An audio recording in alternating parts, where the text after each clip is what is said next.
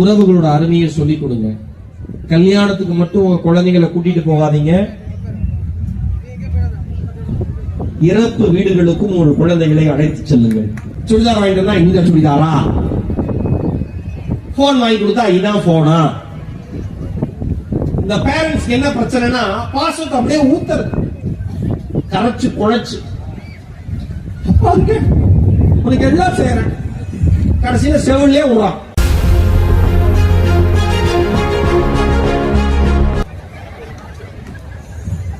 பெத்தையில செய்யுங்கிறான்.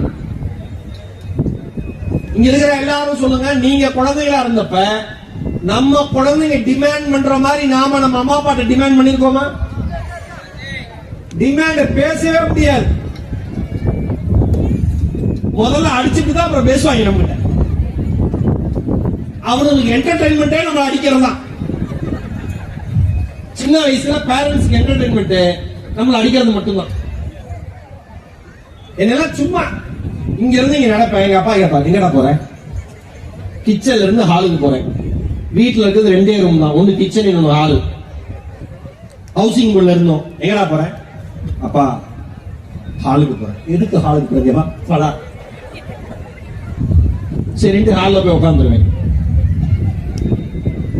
ஒரு 10 நிமிஷம் கழிச்சு கேட்பாரு, வேலையே இல்லை. ஐயோ அடுத்த ரவுண்டு ரெடி ஆயிட்டாரு. இப்ப வேலை இருக்குன்னு சொல்றதா இல்லைன்னு சொல்றதான்னு கன்ஃபியூஷன். அப்பா அப்பா வேலை இருக்கு. அப்பா பேசாத, பேசியே தொலையாத. அதுக்கு ஒரு அடி. என்டர்டைன்மெண்டே நம்மள அடிக்கிறது தான். இன்னைக்கு குழந்தைங்களை அடிக்க முடியல, ஏன்னா நீங்க அடிக்கவும் மாட்டிக்கிறீங்க. அது வேற விஷயம். அப்பா திட்டுனா அம்மா செல்லம் கொடுக்கிறது, அம்மா திட்டுனா அப்பா செல்லம் கொடுக்கிறது. இந்த குழந்தைங்க பக்கா கிரிமினல். எந்த நேரத்துல யாருக்கிட்ட சோப்பு போட்டா வேலையாகும் அதுங்களுக்கு தெரியும். பொண்டாட்டிட்ட சத்தம் வாங்கிட்டு சண்டை போட்டுட்டு குழந்தைங்க புருஷன் வந்துச்சுன்னா அப்ப அப்பா வந்து உலகத்திலே பெஸ்ட் அப்பாவா மாறிடுவார். ஒன்ன மட்டும் மாடாவ அடிக்கிறான், என்னெல்லாம் சொல்ல முடியும். கவலைப்படாத, அப்பா இருக்கேன். இவர்கிட்ட சண்டை போட்டு அங்க போனா அந்த ஆள் அப்படிதான் விளங்காதவன். அவனை கல்யாணம் பண்ணி வாழ்க்கையே போச்சு. வா மாறி மாறி சர்டிபிகேட் கொடுத்துக்கிறது குழந்தைங்க முன்னாடி. அப்புறம் எப்படி இருக்கும்? ஆனா சுப்பிரமணிய பாரதியோட அம்மா அப்பாவை மாறி மாறி ஒருத்தருக்கு ஒருத்தர் விட்டு தராம பேசுறாங்க. கணவன் கேட்கிறப்ப கணவன் மனைவியை பாராட்டுறாரு, மனைவி கேட்கிறப்ப கணவனை பாராட்டுறாங்க. உங்களுக்கு சொல்லவா, நீங்கள் யார் மாதிரியும் உங்கள் குழந்தைகளை நடந்து கொள்ள சொல்லவே வேண்டாம். எப்படி நடந்து கொள்ள வேண்டும் என்று நீங்கள் வாழ்ந்து காண்பியுங்கள். உங்கள் குழந்தைகள் அந்த வாழ்க்கையை பின்பற்றி வாழ்வார்கள். கரெக்டா? ஏண்டா இவ்வளவு பொம்மைன்னு கேட்கறதுக்கு முன்னாடி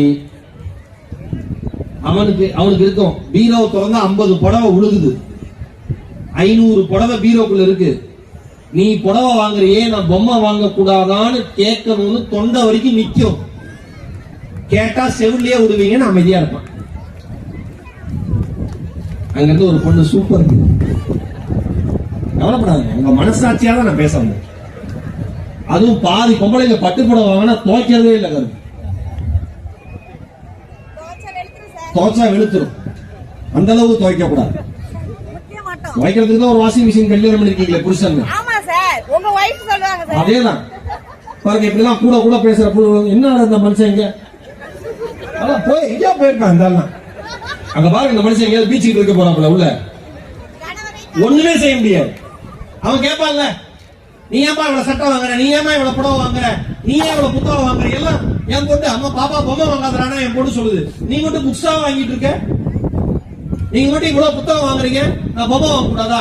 உங்களுக்கு பிடிச்சது நீங்க வாங்குறீங்கப்பா, எனக்கு பிடிச்சது நான் வாங்குறேன். என்ன பதில் சொல்றது? அவ்வளவு அறிவாளியா இருக்கு குழந்தைங்க. நாம தான் அதுக்கு முன்னாடி எப்படி வாழணும் நடந்து காமிக்கணும். போன் பார்க்காதேன்னு குழந்தைங்களுக்கு சொல்றதுக்கு முன்னாடி புரிஞ்சிருக்குன்னு நினைக்கிறேன். எனக்குலாம் இப்பெல்லாம் அதிர்ச்சியா இருக்கு சார். ஆம்பளைங்க சீரியல் பார்க்க ஆரம்பிச்சாங்க. உண்மையா மேடம், ஆம்பளைங்க பாதி பேர் சென்னையில பாக்குறேன் வெப் சீரிஸ் சீரியல்ல கார்ல போறப்ப, ஆபீஸ் முடிஞ்சு கார்ல போறப்ப போட்டு விட்டு பார்த்துட்டே போறாங்க. அவன் சீரியல் ஆன் பண்ண ஒரு பொண்டாட்டி நீங்க விஷம் வச்சிருவான். இது பழக்கத்திலே பாக்குறான். என்னன்னா அணிய நாம அதுக்கு தகுதி நடந்துக்கிறோமா? ரெண்டு பக்கம் இருக்கு வாழ்க்கைங்கிறது. ஆனா இந்த ரெண்டு பக்கத்தையும் இணைக்கிற பாலம் தான் ஆசிரியர்கள். யாரு? பெற்றோருடைய கனவுகளையும் பிள்ளைகளுடைய கனவுகளையும் இணைக்கிற பாலம் தான் ஆசிரியர்கள். இப்ப ரீசெண்டா ஒருத்தங்க, யாராவது ஒரு ஸ்டூடெண்ட் இதுக்கு ஆன்சர் பண்ணுங்க, எனக்கு ரொம்ப சந்தோஷமா இருக்கு, உங்களுக்கு ஒரு ஸ்பெஷல் கிஃப்ட் தரேன்.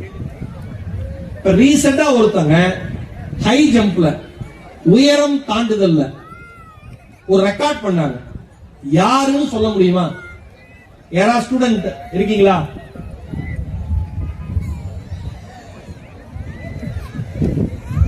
யாராவது ஒரு ஸ்டூடெண்ட் எந்திரிச்சு சொன்னா அவங்களுக்கு 1 லட்சம் ரூபாய் பரிசு தரலாம்.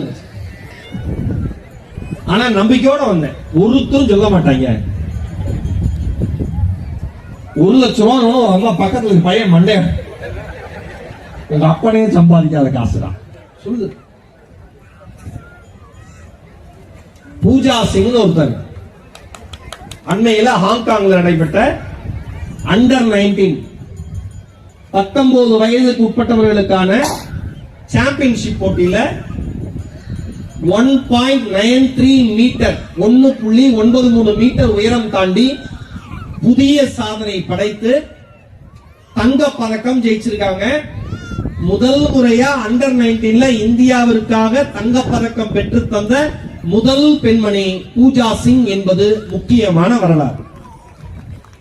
இந்த இடத்துல ஏன் பூஜா சிங் பத்தி சொல்லணும்னா, அவங்க அப்பா ஒரு கன்ஸ்ட்ரக்ஷன் வேலை செய்யற, கட்டுமான தொழில் வேலை செய்யற ஒரு சாதாரண ஆள். ஆரம்ப காலகட்டத்தில் பிராக்டிஸ் பண்றதுக்கு ப்ராப்பர் கிரவுண்ட் ஃபெசிலிட்டி எல்லாம் கிடையாது. சும்மா மூங்கி குச்சி கிடைக்கிற இடத்துல நிக்க வச்சு ஜம்ப் பண்றது. அந்த சைடு விழுகிறப்ப இடம் வேணும்ல, அதுக்கு என்ன பண்றது? வைக்க போற அரிசி மூட்டை, அரிசி உமி இருக்குல்ல, அந்த மூட்டை இது மேல விழுந்து விழுந்து பிராக்டிஸ் பண்ணும். அவரோட கோச் சொல்லியிருக்காரு, இவ யோகா ஜிம்னாஸ்டிக் தான் வந்தா ஸ்கூல்ல, ஆனா இந்த குழந்தையோட பிளெக்சிபிலிட்டி பார்த்து ஜம்ப் பண்ண சொன்னேன். முதல் ஜம்ப்லயே 90 மீட்டர் ஜம்ப் பண்ணா, ஆச்சரியமா இருந்தது. இவ்வளவு ஹை ஜம்புக்கு பிராக்டிஸ் பண்ணலாம், பிராக்டிஸ் கொடுத்தேன். இன்றைக்கு இந்தியாவிற்கு தங்க பதக்கத்தை பெற்று தந்த சாதனை பெண்மணியாக இவர் மாறி இருக்கிறார். 2025 நடந்த சாம்பியன்ஷிப் போட்டியில கிழிஞ்சு போன ஷூவோட தான் அவர் ஜம்ப் பண்ணியிருக்கா. புது ஷூ வாங்க கூட காசு கிடையாது. இன்னைக்கு இருக்கிற எல்லா குழந்தைங்களும் சொல்றேன், உங்ககிட்ட என்ன இருக்கோ அதை வச்சு அச்சீவ் பண்ண பழகுங்க. என்ன இல்லையோ அதை குறையா உங்க அம்மா அப்பாட்ட சொல்லாதீங்க. லைஃப்ல 2 ரூல், உங்கள்கிட்ட என்ன இருக்கோ அதை வச்சு அச்சீவ் பண்ண பழகுங்க. என்ன இல்லையோ அதை குறையா சொல்ல பழகாதீங்க. அம்மா அப்பா, உங்கள் குழந்தைகளுடைய திறமையை கண்டுபிடிக்கும் வரை தொடர்ந்து அவர்களுடன் பயணம் செய்யுங்கள், போராடுங்கள்.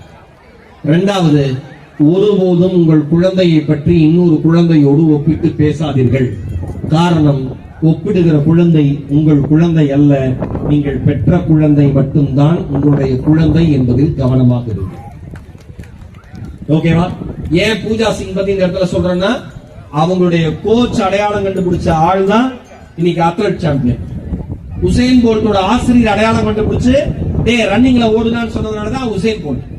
ஈரோடு மகேஷோட தமிழ் ஆசிரியர் அடையாளம் கண்டுபிடிச்சு, தம்பி நீ பேச்சு துறையில தாண்டா பெரியாரா வருவ, தைரியமா போடான்னு சொன்னதுனாலதான் ஒரு ஈரோடு மகேஷ். எல்லாமே ஆசிரியர்கள் தான். இன்றைக்கு Karaikal United teacher welfare association மற்ற எல்லாரோடையும் சேர்ந்து நடத்துகிற இந்த கல்வி திருவிழா மரியாதைக்குரிய ஒரு திருவிழா. மதிப்புக்குரிய ஆசிரியர் சரவணன் அவர்களை நான் மனம் நிறைய பாராட்டுகிறேன். நான் அவருக்கு வருத்தப்பட்டேன், சார் 2 தடவை டேட்டை நீங்க மாத்திட்டீங்க. ஆர்டிஸ்ட் வாழ்க்கையில ஒவ்வொரு நாளும் முக்கியம், இதனால எனக்கு சில லட்சங்கள் இழப்பு என்று வருத்தப்பட்டேன். ஆனால் நீங்கள் எடுத்திருக்கிற முயற்சியை பார்க்கிற பொழுது 2 முறை தவறவிட்ட வாய்ப்பு 3வது முறை வந்தாலும் அது மன நிறைவான வாய்ப்பு என்று நினைக்கிற வண்ணம் இந்த நிகழ்ச்சி அவ்வளவு அருமையா ஆர்கனைஸ் பண்ணிருக்கீங்க. ஒரு சின்ன சந்தேகத்துடன் மேடை ஏறினேன். ஒரு பீச் ஓரமா இருக்கு, கடற்கரை ஓரமா இருக்கு, இப்படி பல்வேறுபட்ட மக்கள் இருக்காங்களே, இவங்களா பேச்ச கேட்பாங்களா, கவனிப்பாங்களான்னு ஒரு சந்தேகத்தோட வந்தேன். ஆனால் காரைக்கால் மக்கள் எப்பொழுதும் என்னை ஏமாற்றியதே கிடையாது என்பதை மீண்டும் நிரூபித்திருக்கிறீர்கள். Thank you so much. குழந்தைகளை எப்பாடுபட்டாவது படிக்க வச்சிருங்க, பணத்தோட அருமையை சொல்லிக் கொடுங்க. உறவுகளோட அருமையை சொல்லிக் கொடுங்க. கல்யாணத்துக்கு மட்டும் உங்க குழந்தைகளை கூட்டிட்டு போகாதீங்க. இறப்பு வீடுகளுக்கும் ஒரு குழந்தைகளை அழைத்து செல்லுங்கள். இறப்பின் வழி ஒரு உறவு இல்லைன்னா அந்த குடும்பம் என்ன ஆகும், வாழ்க்கை என்ன ஆகும், உங்க குழந்தைங்க கத்துக்கிறதுக்கான ஒரு வாய்ப்பா இருக்கும். நீங்க அனுபவிக்காத வாழ்க்கையை உங்க குழந்தைங்க அனுபவிக்கிறது எவ்வளவு நியாயமோ, நீங்கள் அனுபவித்த வழிகளை சொல்வதும். கஷ்டப்பட்டு தான் சம்பாதிக்கிறேன், கவனமா செலவு பண்றான்னு சொல்லி சொல்லி ஒவ்வொரு ரூபாய் கொடுங்க, தவறே கிடையாது. வாழ்வது ஒரு முறை, வாழ்க்கை இனி வருகிற தலைமுறை. நம் பிறப்பு தரித்திரமானாலும் இறப்பு சரித்திரமாக மாறட்டும். நாளைய வரலாறு நம் பெயர் பேசட்டும். வாய்ப்பிற்கு இதயம் நிறைந்த அன்பும் நன்றிகளும். Thank you so much. Love you all.